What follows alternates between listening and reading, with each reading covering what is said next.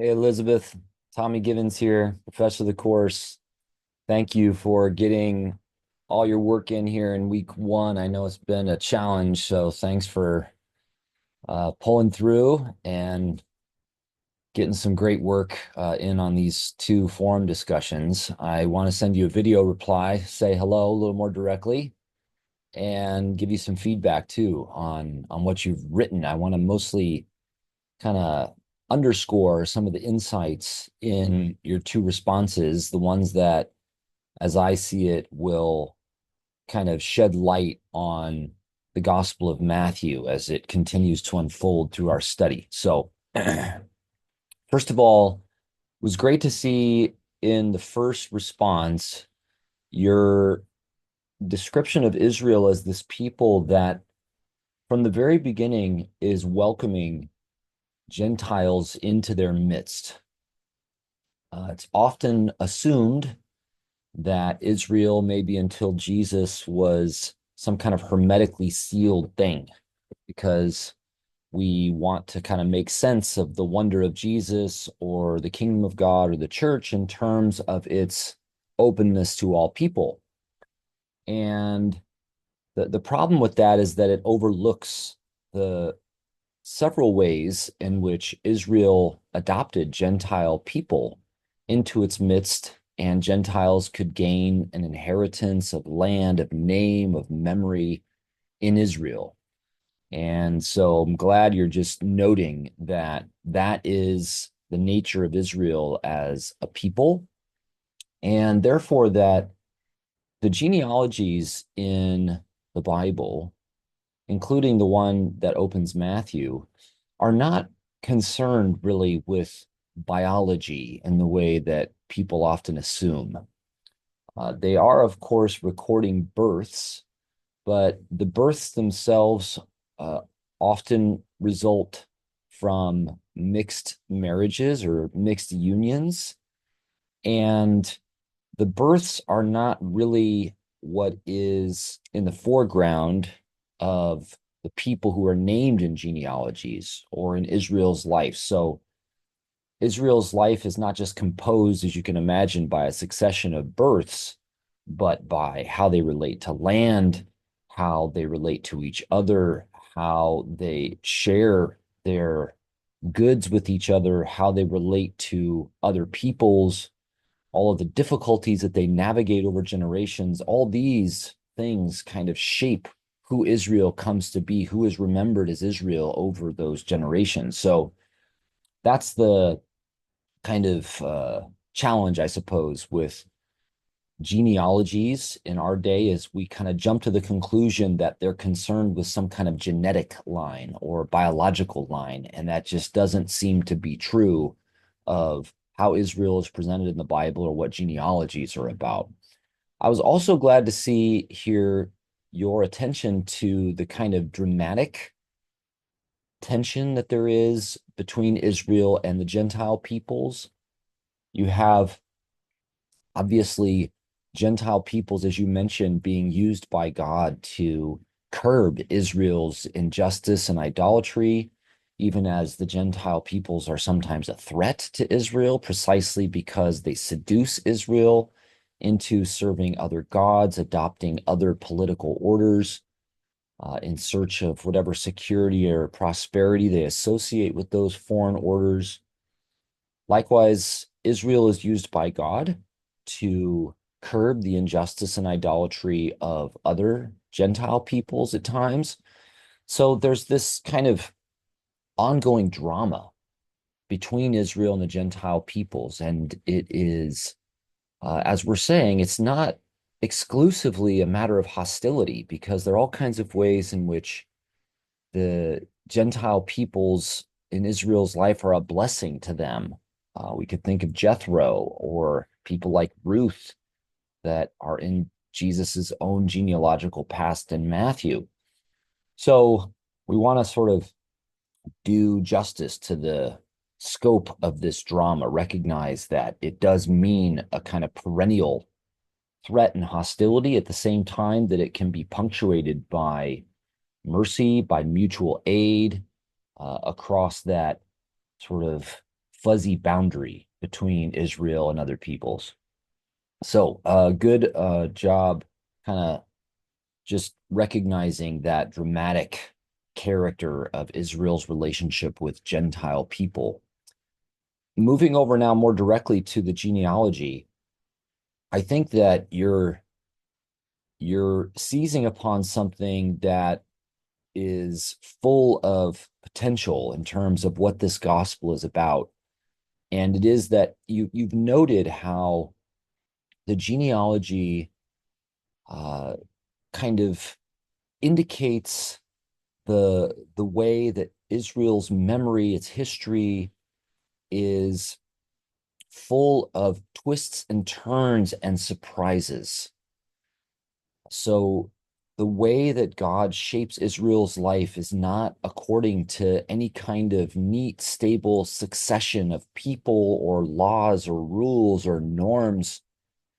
Instead, there is a real kind of suspense to who Israel is, what the kingdom will be, finally, who Jesus is. And that's going to play out in Matthew's gospel as well. So these four moments, among others, in the genealogy that describe or kind of evoke the memory of these women, some of them Gentile mothers of Jesus, they indicate the ways that Israel was shaped, and then the kingdom is shaped. Jesus's own historic memory is shaped by sort of unexpected Gentile women or women associated with Gentiles who faced all kinds of mistreatment, often by powerful Israelite men of renown, and yet advocated for themselves,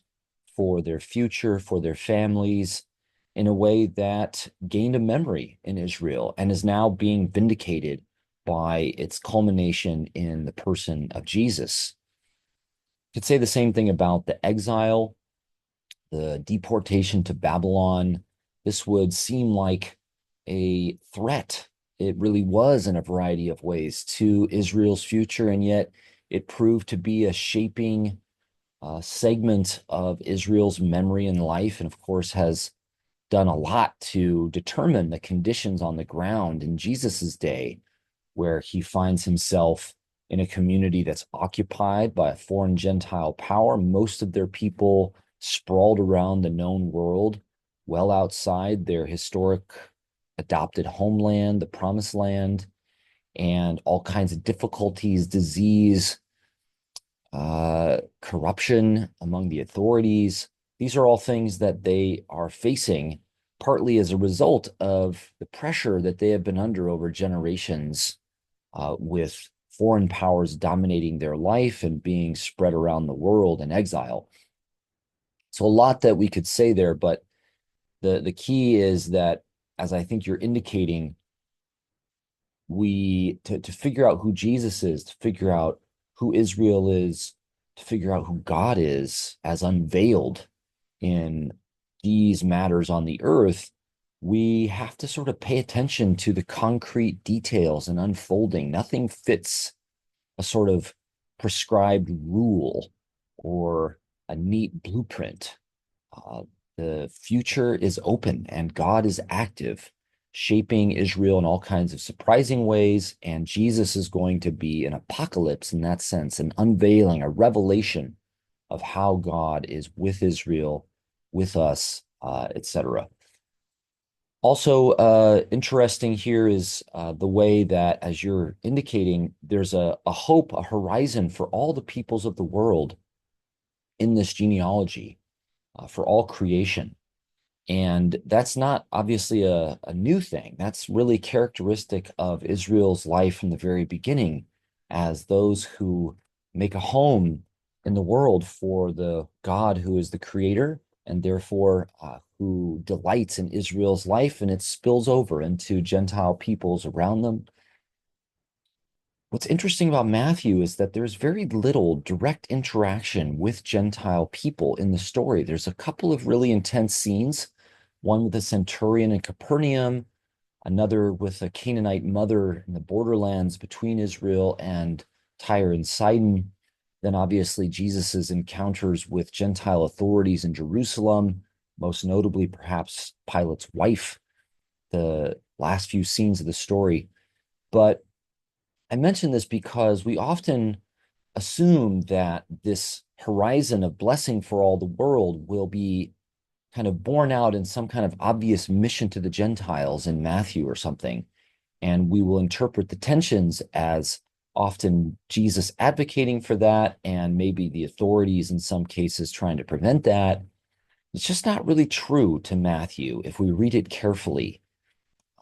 It's not that the horizon of blessing for Gentile peoples is not there, but it is really a horizon that is sort of on the edge of the narrative because the narrative itself is so focused on the drama within the people of Israel, specifically within the Jewish remnant of that people, and even more specifically within the Jewish settlements of that remnant in the Promised Land. It excludes really a lot of interaction with Samaritans who are part of Israel or Jews that are living outside of the land. Jesus doesn't relate to them directly any more than he does Gentile people. And so it just indicates that the hope of creation, the hope of Gentile peoples really is at stake in the drama taking place in what might seem like a very small area, a relatively small number of people on the earth, but it's where the seed of who Jesus is, of the promise of Israel's life is being planted and grown. So we want to kind of be patient with how significant the drama within Israel, within certain Jewish communities is, so that we're not rushing to kind of instrumentalize that and get it to connect to larger, maybe global things that we think that it must really directly. And I think this has implications for how we think of our discipleship, our own life as Christian communities following Jesus. Mission is basic to Christian life, but mission, if we draw from Matthew, is not always about what we do beyond the borders of our communities or traveling great distances or whatever. Sometimes the most powerful mission that the Christian community is involved in is in how we care for one another, how we're attentive to our neighbors, where we live. That has all kinds of promise that reaches far beyond what we would be able to predict or imagine. And so we don't want to underplay what's right under our noses, as it were, because we think of mission primarily with a scope beyond our local life. So more we could say there, but you got some great start in these two first responses. I thank you for the good work, and especially since I know you've been a little harried, it sounds like, with so many things on your plate. So thanks for getting around to this and looking forward to more conversation in the weeks ahead.